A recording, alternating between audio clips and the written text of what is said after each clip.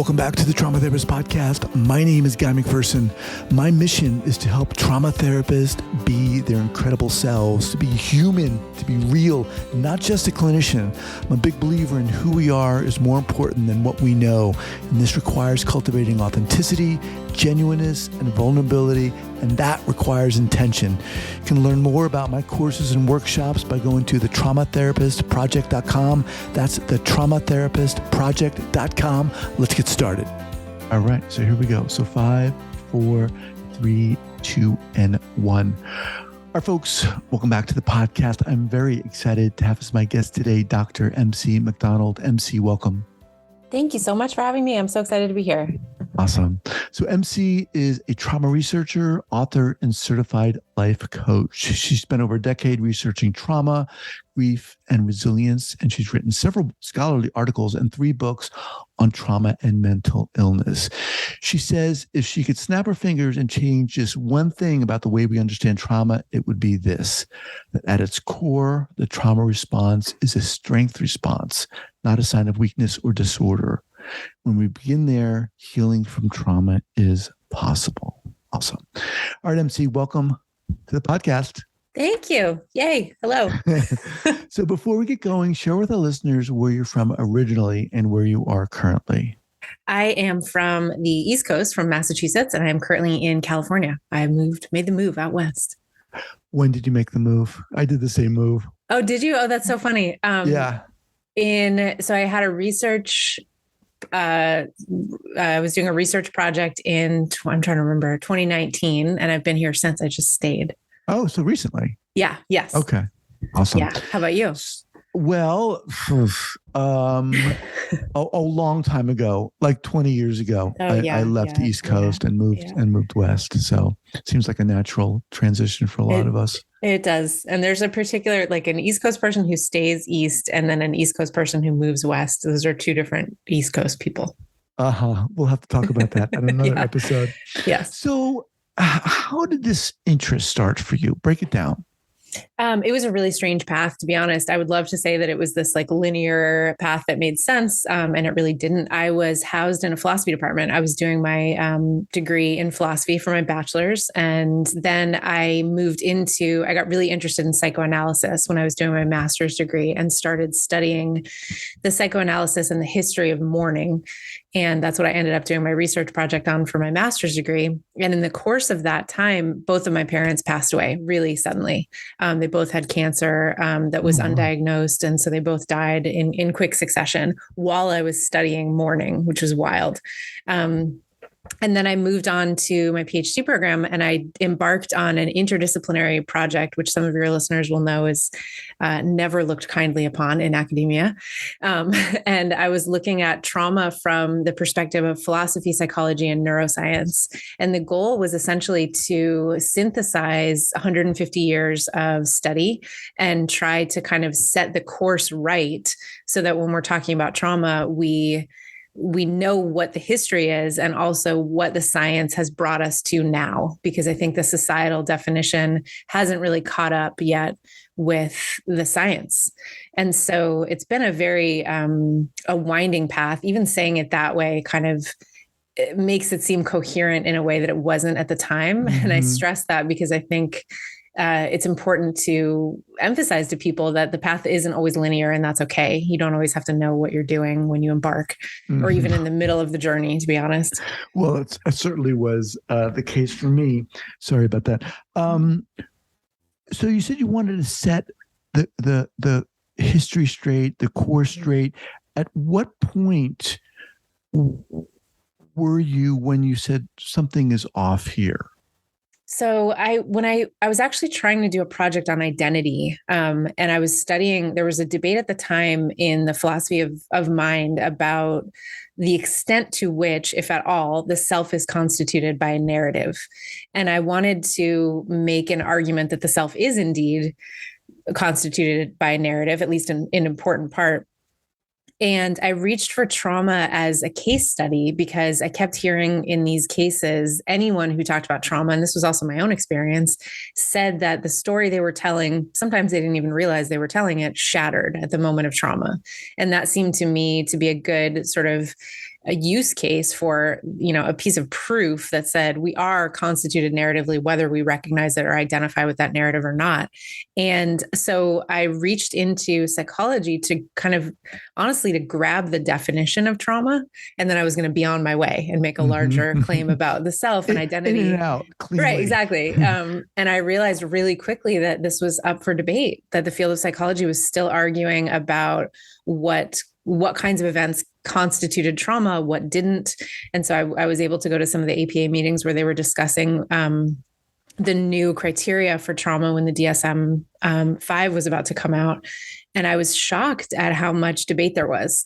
Is this an injury? Is it a disorder? What kinds of things are trauma? What kinds of things aren't? How do we make this list? And it just seemed to me like I had this thought, like, God, we have to be able to do this better. Like what? We've been studying this for a long time, not in a sustained way, but at least since the late 1800s. And so what is the deal? And that's when I started kind of reaching into different disciplines and putting things together almost just for myself. Like, what is the scope here of the problem? Where did this originate and why are we here? And then I started realizing that this might be work that would be beneficial for other people to read. Wow. So lots there. Yeah. Well, yeah, there was a lot there. Part of me just wants to say, what did you find? In which part? Well, before you answer, this is very interesting because I've interviewed a zillion people on this podcast and many have varying definitions of what trauma is, of course. So what was your understanding of what trauma was when you dove into this? That it was an event that shifted the timeline and potentially your personality. One of the first definitions of trauma in a psychological aspect versus a physical trauma had said that the trauma is something that is intense enough to change the nature of your personality. And that to me seemed pretty accurate. And then we had this whole history of trauma where we were saying that trauma only affects women, that it was a result of a wandering uterus, that no, just kidding, it only affects soldiers who have been exposed to percussive blasts to their brain and they have essentially a brain injury. Nope, wait, it applies to soldiers who haven't been exposed to these concussive blasts. And so, okay, wait, just there's the issue of domestic violence. Like there were these kind of moments as in the history where we tried to specify who is even struggling with trauma and what constitutes a traumatic event. And I think that when we look critically at a field, it's really important to take the context of the history into account because we often end up sort of importing other definitions into our belief system without realizing it. And so, for example, for example, I think still, even though we are very far from saying that trauma results from a wandering uterus, we still associate it with weakness and a kind of negative femininity. And this, you can see this pop up in combat populations where veterans are dealing with PTSD and they're being told by other service members and sometimes honestly their clinicians that they just need to kind of buck up and become real men. And that is the proof that we've imported this old bad definition that was based in bad science that has been corrected. We now know from a biological perspective that the trauma response is automatic and adaptive and evolutionary. We come to this earth with fight, flight, and freeze to help us cope with overwhelm. We have a stress response system that is designed to handle incredible amounts of stress. And then sometimes those adaptive mechanisms become over time maladaptive. And that's when we have the distress that comes with something like PTSD. The science is very clear on that. It's not really up for debate. It's not rocket science. Of course, there's many more areas and layers that we will be able to discover. But I think there's still that disconnect in definition, which is a very long way to answer your question.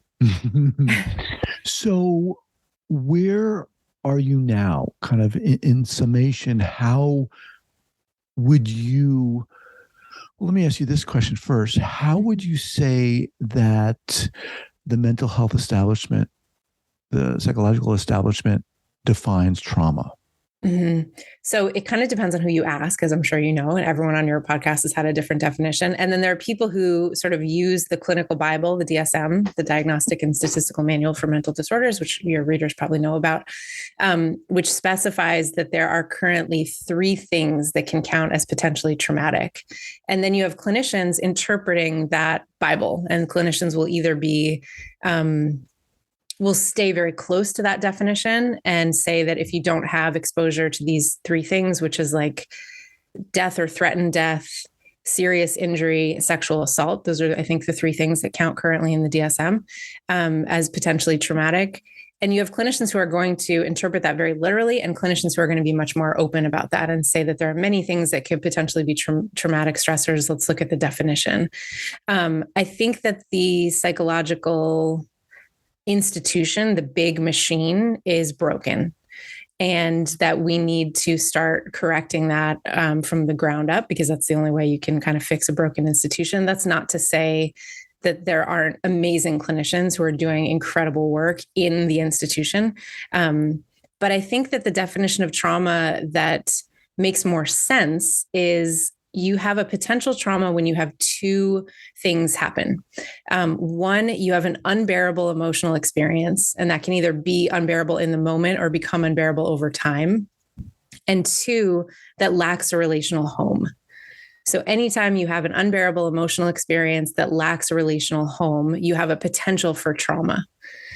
And the reason I like that definition is because it raises the bar sufficiently high so that we don't get to say that anything is potentially traumatic, right? Like, there was no more pumpkin spice syrup at Starbucks, and I have PTSD and can't go back to that Starbucks. That's kind of a misuse of the term. Unbearability raises the bar sufficiently high, and a relational home provides sort of a roadmap for what we need when we are looking to heal from trauma. And I think one of the key things that we need to look at when we're looking at what are we doing when we're healing from trauma is integrating something that sort of defied integration in the first place, was too overwhelming to be integrated. Mm-hmm. And so in cases like that, we need other people to help us integrate what couldn't be integrated. And that's a relational home, which is a space you can have someone help you bear what was unbearable.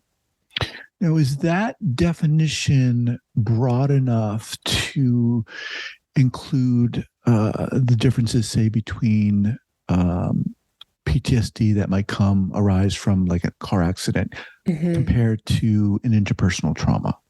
I think so, because I think that unbearability lies with the individual who experienced the event. We don't get to decide from on high, this thing was traumatic and this thing was not.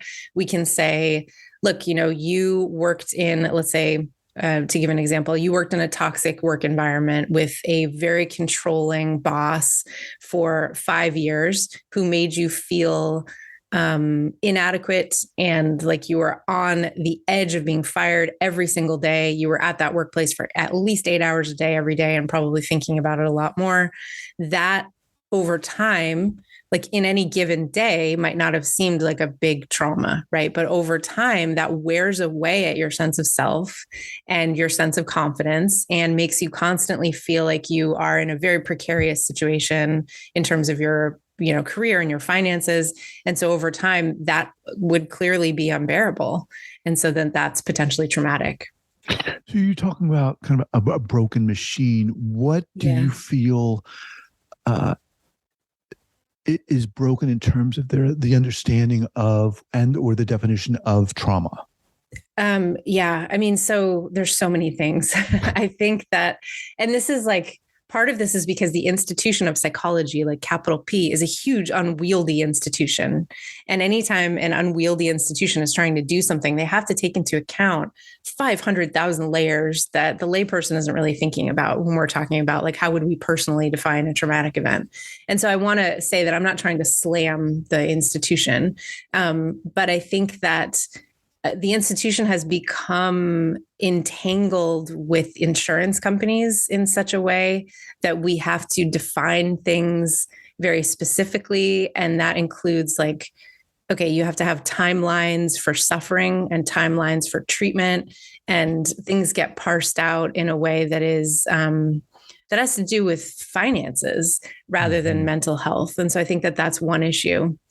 I think that another issue is that when it comes to defining any mental disorder, but certainly trauma, the field of psychology is trying to say, okay, we want to make sure we define this in a way that doesn't stretch the term to meaninglessness. We don't want to be able to say that anything is potentially traumatic. We don't necessarily want the patient or the client to always get to decide what is trauma, just like a patient might not always be able to determine what distress looks like for them. But we want to give them enough power so that they have input. And then we don't want to make the definition so narrow that we miss entire populations of people that are suffering and then misdiagnose. So it's really a tricky problem. And I think the field ends up kind of pendulating between those two extremes where you stretch the word to meaninglessness or you make it so narrow that it's kind of ridiculous instead of striking a balance, because what that balance requires is that you hold things to be that are potentially contradictory to be true at the same time. And you give the patient some autonomy to decide what they're experiencing, but also you have some basis of what kinds of things are potentially traumatic. You know, it's like they're trying to make a list out of something that is impossible to make a list out of. Mm-hmm. And how does this kind of ambiguity impact therapists potentially? I mean, I think people are really stuck, right? Like it can come out in a number of ways. Number one, you know, as you know, most clinicians don't really get a training in trauma. And part of that is because of the sort of staccato history of the study of trauma. It hasn't been a thing that we have studied in a sustained way. It has these like peaks and valleys. And so it hasn't really been a stable part of the curriculum when you get training, unless you choose that as a research specialization or something like that. And that's improving a lot. But I think that's one place that things can get really tricky is that clinicians can be out in the field, certainly now in 2023, where we have just been going through a global traumatic event with little to no training on how to recognize and treat trauma. So that's one thing. Two is I think, and this is true of other things in the DSM and other mental illnesses and things like that, clinicians are really left to interpret based on not just what the DSM says and their training says, but also what their practice says and their own personal experience. And so that can go in one of any number of ways. Mm-hmm. And then I think the third thing is that there's this hyper focus. I would love to see this change in the field on choosing a singular modality of treatment. And so if you do dialectical behavioral therapy, that's your specialization, and you treat every client that you see with dialectical behavioral therapy, which is wonderful if you're in a DBT, practice and you're seeing folks who are known to be, have something that DBT would be super helpful for. But if you only have one tool, then I think that's really tricky. And we tend to blame clinicians for that, but we need to blame the institution, because it's the institution that is training clinicians to believe that one or two tools is enough. Mm-hmm. It's like that adage, if you have a hammer. Exactly. Yes. Everything is a nail. Yeah. Right. Right. Let me right. just pause here for one moment. Sure. We're talking with MC McDonald. Just want to pause a moment to thank our sponsors here. All right. So, yeah, really interesting. And yet at the same time, when we're talking about treatment modalities, mm-hmm. therapists already are stymied. What the hell do I do? Do I choose this modality? And what I have to invest in another modality too? How do they become equipped to efficiently, effectively, in a healthy way, treat trauma? Mm-hmm. I mean, I think again, it's so tricky because we have the tendency to turn right to the clinician and place the blame and then therefore the responsibility to change on the clinician. And I think the reality is that if we want to better treat folks who are dealing with trauma, we need to change the education. And we need to change the frame that clinicians have and the access that they have to different modalities and different certifications and, continuing education credits and things like that need to be more mm-hmm. accessible. And also people need practices where they have enough time to be able to pursue these other interests, or if they realize that there maybe is a hole in their training, they need to be able to take time to get a certification, which, as you know, at the moment is really difficult because everyone is so maxed out. I think in the United States, it's like there's 6 patients for every hour, every clinical hour. That's a huge systemic problem. And so I think that the resolution can't really lie in the clinician's hands. That being said, if you're a clinician right now and you're looking for more help, I think trauma is one of the areas where there's a lot of there are a lot of resources that you can access kind of on your own time to get some more understanding about what trauma looks like and how to treat it in your practice. Bessel van der Kolk's book, The Body Keeps the Score, of course, Thomas Hübel's work, Reesma Menakem. I think the book Unbroken can potentially help. That's my book that just came out in March. And I think, just kind of getting clear about what you're looking at is a realistic first step. When is a behavior potentially in response to trauma? How might you recognize that as a clinician? And then also how and where to refer clients out when you realize, okay, I don't have training in this. And so where can I send them? I think another hopeful area, I don't want to be too like Debbie Downer here. Another really hopeful area is in the space of coaching and in group modalities.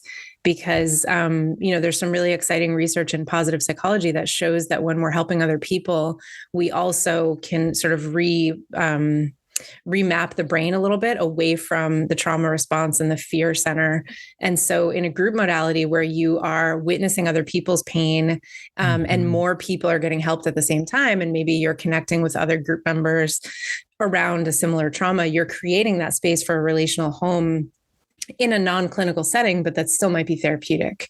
So I think there's a lot of hope. We just have to keep marching forward. And my big concern is that we will turn away from the study of trauma again, as we have, 4 other times in the history of the study in the last 150 years. And that, I'm sure, scares you as well.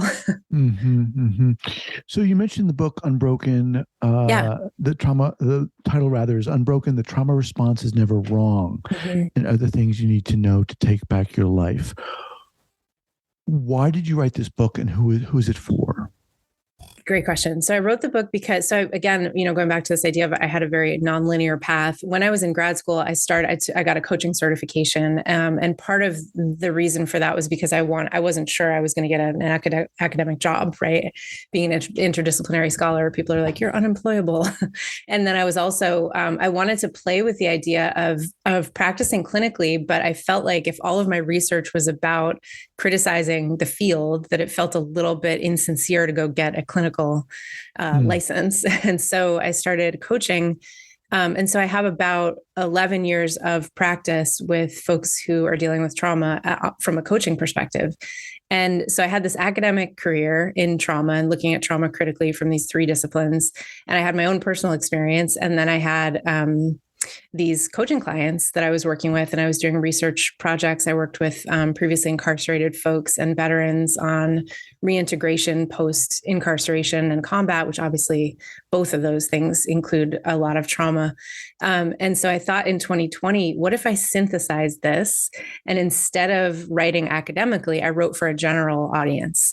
And what would that look like? And so the book is split into client stories, science and history, and then tools so that you can recognize your own story, maybe other people's stories that and then also be empowered to understand what's going on in your nervous system and how to feel a little bit more control over it. Can you pick out maybe an example in the book of a particular case study, for example? Yeah. So one of the things that I think is the biggest barriers to healing trauma currently is the shame and stigma that we have around it. And this circles back to the definition that we've been talking about. When we define trauma really narrowly, then we dismiss our own traumatic events because we don't feel like they're enough to be traumatic. And so there's a chapter where I talk about referred pain, which is this kind of strange biological experience where The most common example is like you have a toothache and you go to the dentist thinking, okay, maybe I'm going to need a root canal or something really, offensively expensive. Mhm. And then they tell you to go to the emergency room because there's nothing in your teeth. It's actually referred pain from your heart. And that's presenting in such a way. So in that situation, the source of the pain isn't what you think it is. Mm. And so there's a case study in the book of a client who was a first responder, and she was working in disaster zones. And so she was exposed to other people's trauma. And we know that vicarious traumatization is a thing. And she had all the symptoms of PTSD, but she loved her job. And whenever she talked about her job, I just got the feeling like there doesn't seem to be any sign of distress here. She feels empowered when she goes to these places. She feels connected. She feels there doesn't seem to be a sense of like moral injury where she's starting to lose her faith in the structure of the world. It just didn't seem like the source. And over the course of our conversations, all of the stuff that I was talking about the trauma response resonated with her, but it didn't like seem to attach to the work stuff. So we couldn't really figure out what was going on. Mm. And she had mentioned a couple of times in passing that she had this breakup. And she's like, I don't want to talk about that. That's not traumatic. It's just a dumb breakup. I only dated this guy for 2 years. Not a big deal. So she was issuing a lot of judgment and shame about the role of this event in her life, given the exposure she was having to all these other traumas. But when we dug into it and sat with it for a minute, this was an incredibly traumatic breakup. And she had thought, yes, she was only with this person for 2 years, but they had been shopping for homes together. They were talking about their future. He left in a very shocking, sudden way. He had another relationship. She had no sign that anything was wrong in the relationship. And all of a sudden it was over. And so this was the thing that had caused the traumatic symptoms, but we were looking at the wrong source. It was like we were looking at the tooth and she was having a heart attack. And I think the reason that I want to talk about that example in particular in this conversation is that we've been talking about the definition of trauma and why it's important to get it right. And I think when we don't get it right, we miss the source of pain.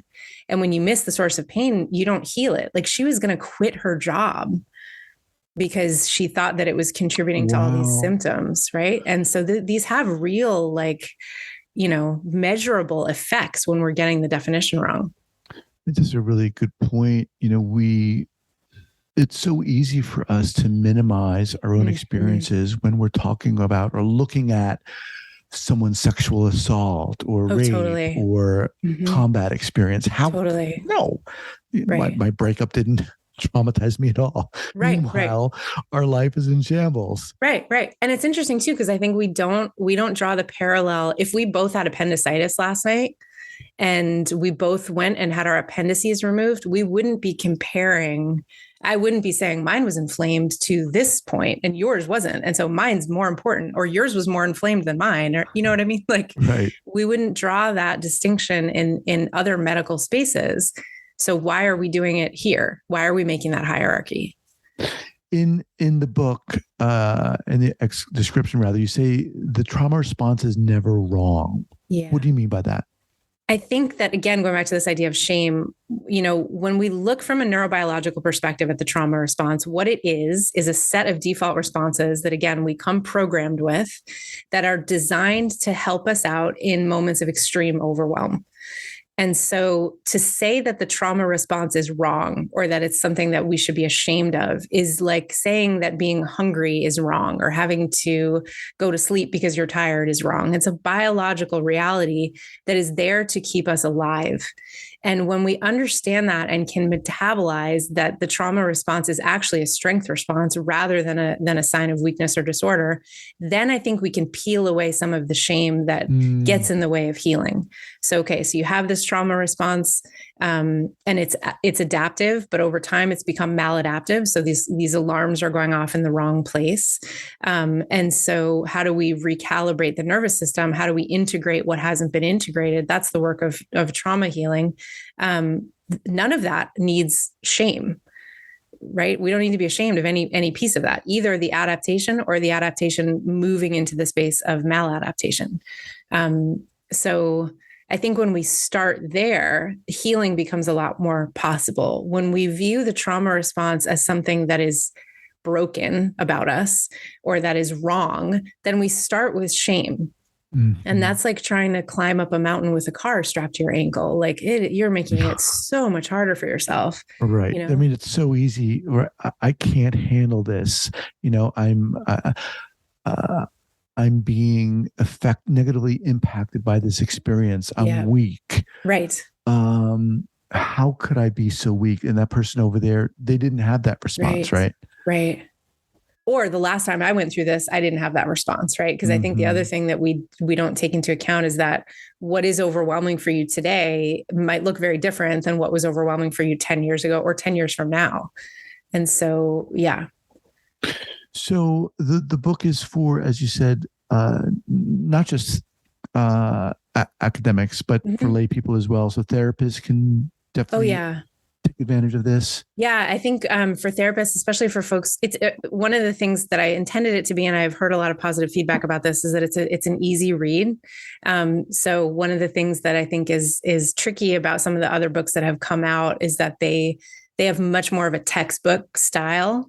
And so they're kind of a slog to get through. Yes, there's tons of amazing information and all that, but for a regular layperson or a therapist who doesn't have training in the field at all, it's a slog to get through a textbook. And this is digestible and easy to read. So it could be useful, a starting point for anyone, a therapist who wants to brush up on their understanding of trauma and read some case studies, for an individual who feels like they might be struggling with trauma, but they're not sure.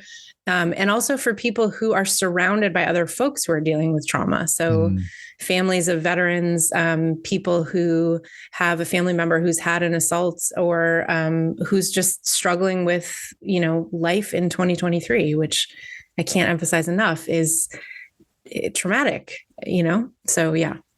For the therapists listening who are kind of bombarded with all the different modalities out there, what are your initial thoughts on strong modalities that are out there for treating trauma, ones that you would say, ones that are on your radar as this looks really good? And of course, with the understanding that different people respond differently to different modalities. Yeah. So I think before we even get to modalities, I think to answer a question you didn't ask, I think that if all therapists had a baseline understanding of the trauma response and could normalize and contextualize symptoms for clients, that's an amazing starting point.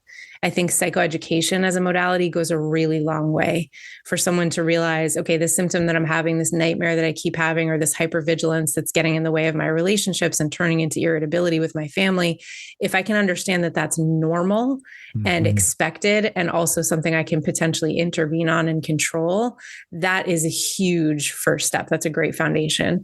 And then in terms of other modalities, I think that narrative therapy is very helpful when it comes to trauma healing, because so if trauma is essentially like a wound of memory, a critical part of the healing process is working with the fragmented memory in one way or another.